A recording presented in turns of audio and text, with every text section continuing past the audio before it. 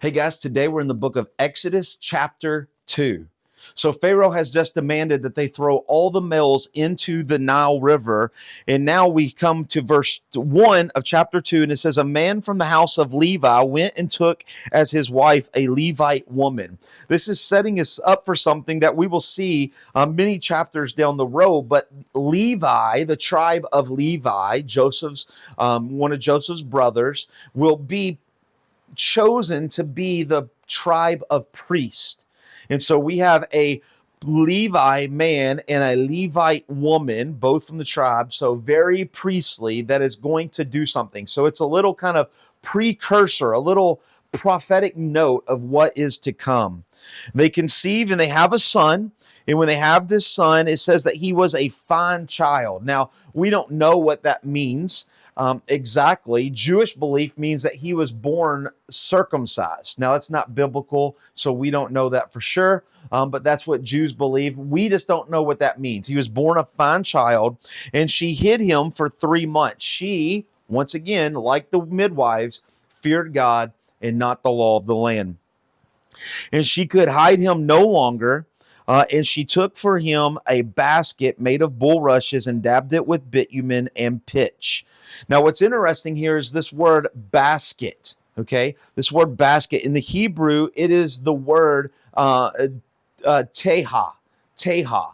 That is the word that we saw in the book of Genesis that was translated ark. She made for him an ark and put on it bitumen and pitch, the same as the ark in Genesis. The ark that brought Noah salvation will be the same ark that brings Moses salvation, right? So if you're thinking you're reading Genesis to Exodus, these are things that should just fire off in your mind and be like, oh, absolutely, the story is connecting.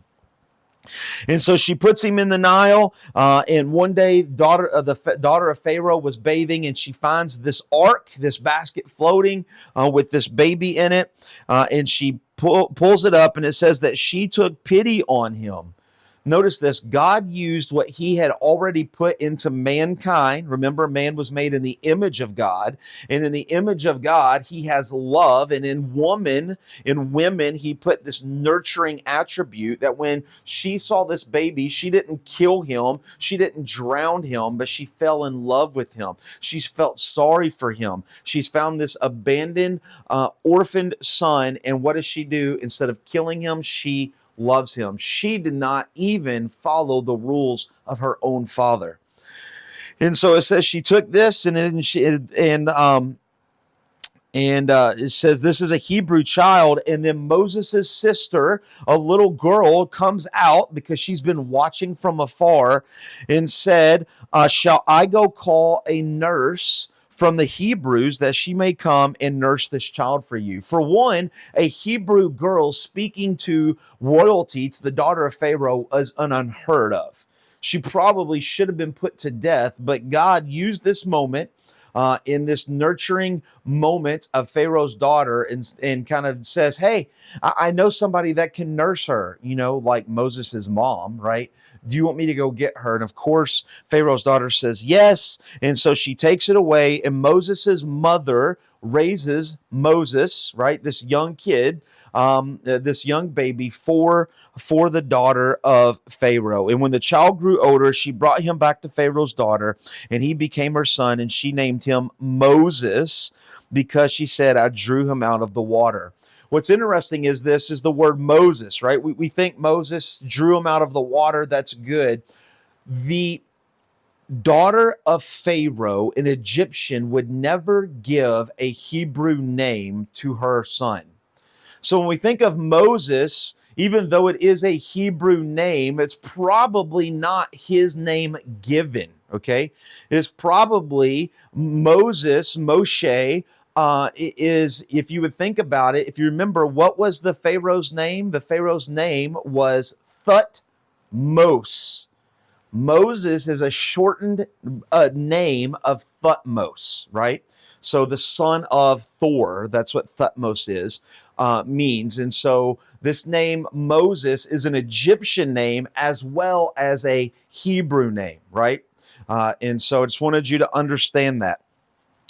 Verse 11, one day Moses had grown up, so 40 years has passed. Moses is now 40 years old, and he went out to his people, and he saw an Egyptian beating a Hebrew. He defended him, and he killed the Egyptian and buried him in the sand. And then the next day he saw two Hebrews fighting. So now you have like people fighting, and he says, why are you doing this? You guys are brothers.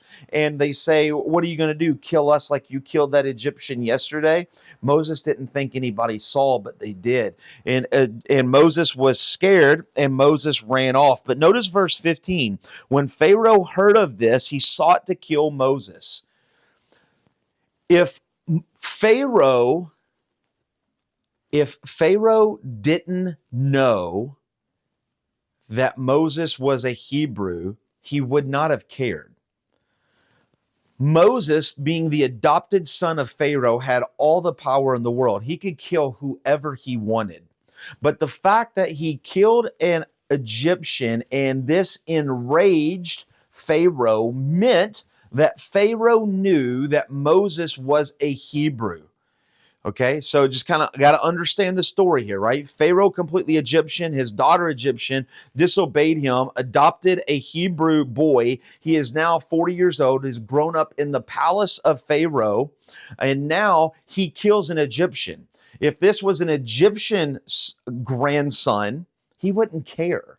But because he was a Hebrew grandson, he cared and looked for a way to kill this Hebrew that had been adopted into his family. And so when Pharaoh heard of this, he was scared, and Moses ran to Midian. Midian, think in your mind, is east of Egypt. It's what we call in the Sinai Peninsula. So it's that little piece of land between Egypt and Saudi Arabia where Israel touches it and Jordan touches it. So he runs to what we call today the northern part of the Sinai Peninsula. And while he was there, the priest of Midian had 7 daughters. They came and to water their flocks, and some robbers come. And what happens in verse 17? It says that Moses stood up and saved them. Moses saved them. He was their savior. He will be a future savior, as God will show us.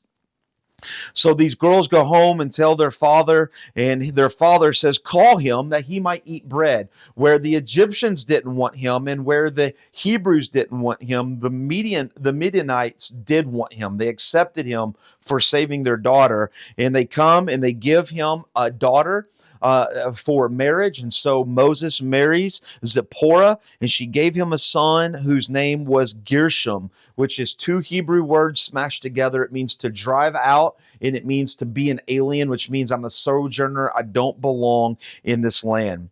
So during those many days, which is 40 more years, so Moses was 0 to 40 in Egypt. He left Egypt at 40 years old, and now he has stayed in Midian for 40 more years. He is now 80 years old in Midian. The king of Egypt died. Thutmose III has now died. And the people of Israel groan because their slavery is becoming worse. And notice verse 24, God heard their groaning, and God remembered his covenant with Abraham, with Isaac, and with Jacob. Notice here that God has not forgotten Israel.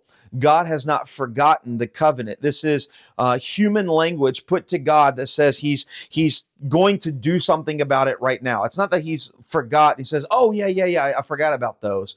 It's saying that he's been watching and waiting this whole time, and he says, now is the time for me to act. We can see that in verse 25. It says, God saw the people of Israel, and God knew.